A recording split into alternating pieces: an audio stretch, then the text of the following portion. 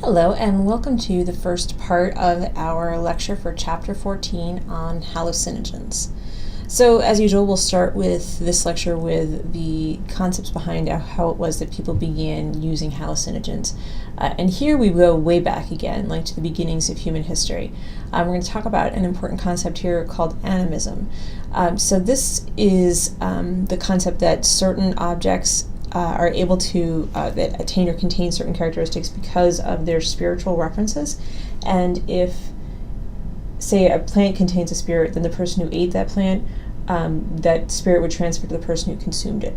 And if we look to the roots of these practices, we can often find that the actual plants that were involved here were psychoactive plants, plants that contained hallucinogens. And we see the development of many important religious traditions and customs that may be associated with this role. As we dig into our information on hallucinogens, we're going to talk about some important terms. And they all mean slightly different things, although they're all related to this category of drugs. And we'll start with fantastica. So drugs in this category are ones that are going to create a complete world of fantasy, so that disconnection from the reality as the rest of us observe it. We have another term here, psychedelic. You may be more familiar with that one. And the Greek meanings of the words that make up this word mean mind viewing. So what we typically see with drugs in this category is this implication that there's some kind of beneficial or visionary type of effect from taking these psychedelic drugs. And then finally, psychotomimic. So this one literally means mimicking psychosis. So what we'll see here are drugs that produce hallucinations, a sense of altered reality, things that we would associate with that definition of psychosis or separation from reality that we discussed in our chapter on medications for mental health. A couple of other important terms, and entheogen. This is a substance that's associated with creating spiritual or religious experiences, and entactogen. And this is a substance that would enhance feelings of connections or feeling of empathy among people. And then finally, the term that we use to label the chapter here, hallucinogens. And this is one that produces not just those kinds of minor alterations of sensation or perception, but profound alterations, including unusual visual experiences and changes in perception, including your own body. So a term for a broad set of effects, but what they have in common is that they are considered profound alterations. When we look at how hallucinogens are classified, we've got a couple of different tools that we can use. We can use their chemical structure. We can also use the pharmacological properties of the groups of drugs. And we can also talk about how they associate with changes in awareness, and then, of course, how dangerous they are. So here in our lecture, we'll talk about two major groups, the fantastica and the deliriants. So the fantastica, these are drugs that will alter perception, but they keep people at the same time in communication with the outside world, whereas deliriants are going to involve a greater degree of loss of awareness. They're going to produce more confusion, and just a general kind of separation. So back to that idea of psychosis or psychomimetic hallucinogens, where there'll be that greater degree of separation from reality. A couple of important terms that we're using here. I'd like to make sure everybody's on the same page. We'll start with illusion and what that actually means. So an illusion, this is something that is in response to some kind of external stimulus, but a mistaken perception of what it actually is. So a classic mistake here would be to see a rope as a snake, and if you've seen any videos of cats jumping away from cucumbers lately, there's the explanation that that's what they're seeing. This is an illusion to the cat, that they're seeing that as something that they are afraid of on a genetic basis, not an immediate perception of what it is. So illusions for people, the idea of seeing something but misinterpreting, making a mistake in terms of what it actually is. And then we've got delusions. So a delusion is a mistaken belief, the idea, say, that you can fly. For most human beings, this is definitely a mistake. We can't sway this by reason, but it is definitely a potential for some serious injury here. And then we also have hallucinations. So the difference between hallucinations and illusions is that hallucinations are not linked to an external stimulus. So your experience of what you're seeing is not related to what the communication that's coming into your optic nerve from the outside world, or your hearing or your touch. It's completely created within your mind. So Fantastica, our one group that we'll be talking about today, they cause illusions and delusions, and then deliriants cause hallucinations. So all dangerous in their own ways, but those important distinctions about the differences between illusion, delusion, and then hallucination as well. So we do have two groups of Fantastica that we'll talk about today.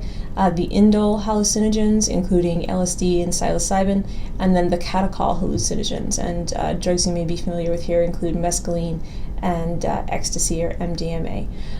So when we look at the indole hallucinogens, you can see the similarities in their chemical structure. We've got the same basic center structure, and then additional molecular differences on the molecular level, but that same basic for all of the drugs in this category. Our most famous drug here is LSD. Now, the precursor of this is actually a substance called ergot. So ergot is actually a fungus that grew on rye grain, and the discovery of LSD was an effort to link that naturally occurring substance to simulate something similar in a lab. So when we look at the effects of ergot, this was one that would be caused by improper grain storage, and this fungus would grow on the grain, the particular grain known as rye. We eat that today in rye bread, and it would cause mental disturbances. So when Hoffman in 1938 set out to create something similar, he was looking for as with many things, a drug that could be used for medical purposes. What he ended up with is what we now know as LSD. In 1943, he actually took a large dose of it himself, and he talked about what happened next, the hallucinations that followed. We know now that what he took is actually 5 to 8 times the normal dose that a person would take, but early on his discovery attracted attention for its potency. Our other similar drug of mescaline would require 4,000 times the dose to experience this similar effects. So when LSD began to, research into LSD began, we're really talking about here between the 1950s and the 1970s, where there was a great deal of research into the effects of this drug. A lot of it focused around the idea of developing a model of psychosis, so we have a way to better treat people who were experiencing those symptoms. And at the time, if you were in psychotherapy, it was not all that uncommon to receive LSD as a supplement to that psychotherapy.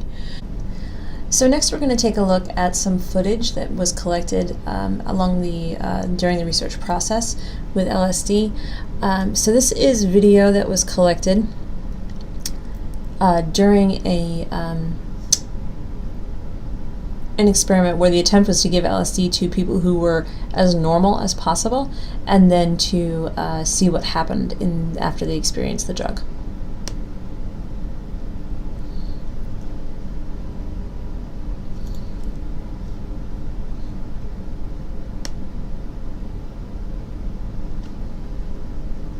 Here is part of an interview with the subject just before LSD is to be administered.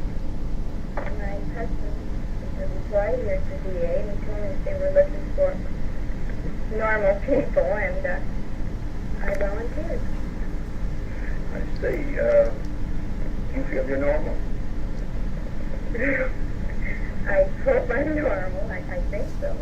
Well, a little while back you took quite a series of psychological tests, and I can assure you that you're a very stable and well-balanced person as a result of the test. And how do you feel about coming here and drinking this strange material? A little nervous, perhaps. Well, I think that's normal. Well, I think it's time for you to have your lysergic acid. Drink this down, and we'll be back after a while and see how you're doing. This is a glass of water, colorless, tasteless. It contains 100 gamma of LSD-25, 1/10 of a milligram, the equivalent of 1/600th of a grain. An ounce of this material will make 150,000 such doses. Let us observe the effect some 3 hours later.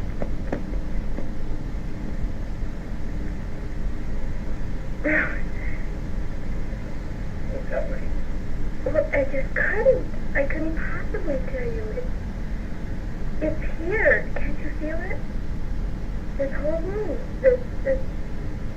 Everything is in color, and I can feel the air. I can see it. I can see all the molecules. I'm part of it. Can't you see it? I'm trying. Oh, it's just like you're released, or you're free, or I don't know how I can tell you. How do you feel inside? Inside. Is it all one?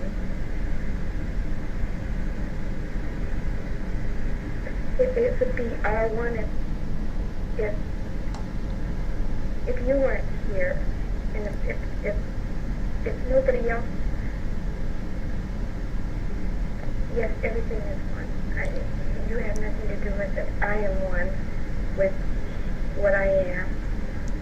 All right, so she continues on this in this vein for about 9 minutes. If you'd like to take a look at the full video, you can always go to this Housewife Uses LSD experiment from the 1950s. Of course, these weren't the only kinds of experiments that occurred during this time period.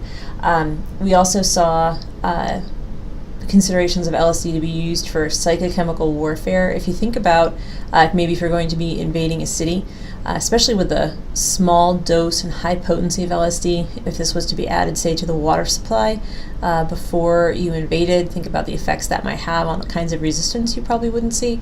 Also, the possibility for using it with interrogation. If you are a Mad Men fan, you may have seen how this was used in that psychotherapeutic context, but it's also important to acknowledge that a lot of the research that was done during this time was very poorly done and very unethically done. And actually the U.S. has been required to pay reparations to many of the research subjects because of the way that this research was conducted. And in the 1970s, much of the funding has stopped for this, although we've seen a recent resurgence that we'll talk about a little later on. Since 1975, most of the research that has been done has actually been done with animals, and we just have not seen a lot of research in this department since that time period. So we'll take a break here, and we'll come back soon to talk about recreational use and some other information about LSD.